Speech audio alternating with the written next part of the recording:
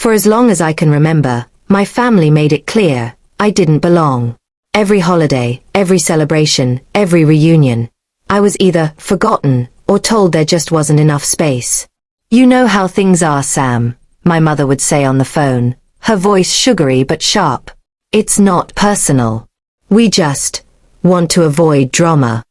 The drama she meant was me, the son who didn't follow the family's golden script, who chose to build furniture instead of working in the family's accounting firm, who married for love instead of money.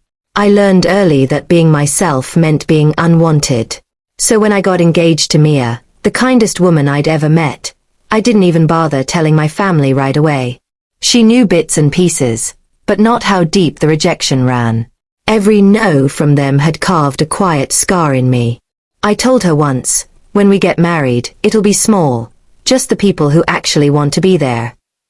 She smiled, held my hand, and said, "Then it'll be perfect."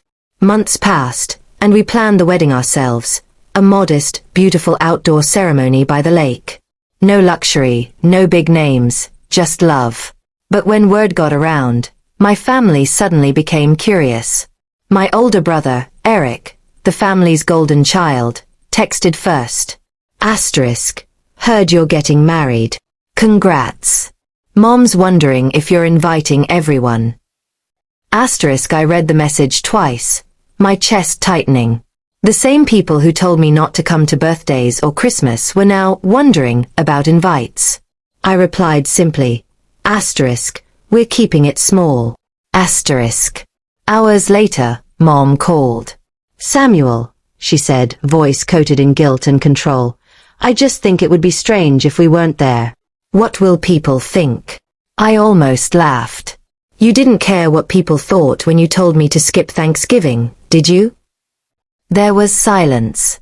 Then she sighed, the way she always did when she realized I wasn't backing down. Fine.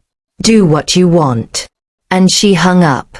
The night before the wedding, I sat with Mia by the lake, the fairy lights flickering over the water. Are you sure you're okay with this? She asked softly. Not having them here. I smiled, but my heart ached. They were never really here for me anyway.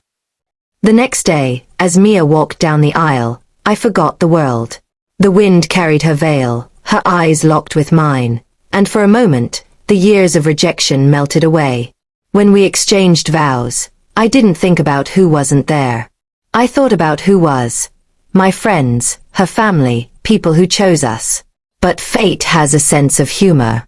Because just as we were about to cut the cake, I saw familiar faces walking toward the reception.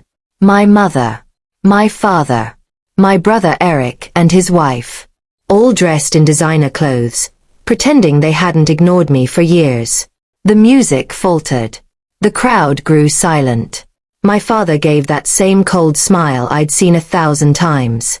We thought we'd surprise you, he said, spreading his arms as if he deserved applause. I didn't move. You're not on the guest list, I said quietly. My mother scoffed. Oh, Samuel, don't be childish. We're family.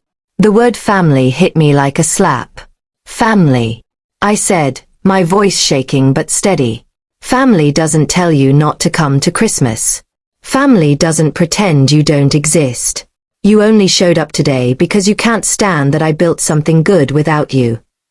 My brother stepped forward, smirking. Come on, Sam. Don't make a scene at your own wedding. I looked him dead in the eye. That's funny.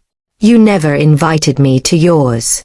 The crowd whispered, uncomfortable, but Mia squeezed my hand. You don't owe them anything, she whispered. I nodded. Then I turned to the security guard I'd hired, not because I expected trouble, but because I'd learned to prepare for it.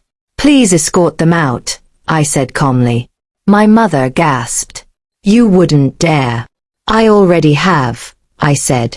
They were led away, fuming and embarrassed, their designer shoes crunching on the gravel path. I stood still, my heart pounding, and the guests, those who truly knew me, began to clap. Softly at first, then louder. The music resumed, laughter returned, and for the first time in my life, I felt free. That night, as the stars glimmered over the lake, Mia rested her head on my shoulder. That must have been hard, she said softly. I exhaled. It was necessary.